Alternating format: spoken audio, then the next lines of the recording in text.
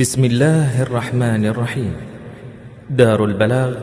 للإنتاج والتوزيع تقدم من روائع التلاوات. بسم الله الرحمن الرحيم. يسألك الناس عن الساعة قل إنما علمها عند الله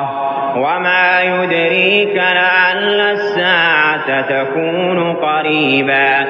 إن الله لعن الكافرين وأعد لهم سعيرا خالدين فيها أبدا لا يجدون وليا ولا نصيرا يوم تقلب وجوههم في النار يقولون يا ليتنا أطعنا الله وأطعنا الرسولا وقالوا ربنا إنا أطعنا سادتنا وكبراءنا فأضلونا السبيلا ربنا آتهم ضعفين من العذاب والعنهم لعنا كبيرا يا أيها الذين آمنوا لا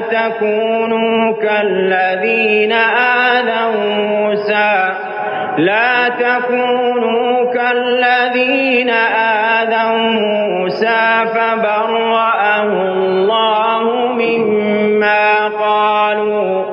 وكان عند الله وجيها يا أيها الذين آمنوا اتقوا الله وقولوا قولا سديدا يصلح لكم أعمالكم ويغفر لكم ذنوبكم ومن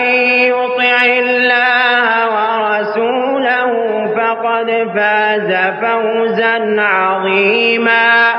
إنا عرضنا الأمانة على السماوات والأرض والجبال فأبين أن يحملنها وأشفقن منها وحملها الإنسان إنه كان ظلوما جهولا ليعذب الله المنافقين والمنافقات والمشركين والمشركات ويتوب الله على المؤمنين والمؤمنات وكان الله غفورا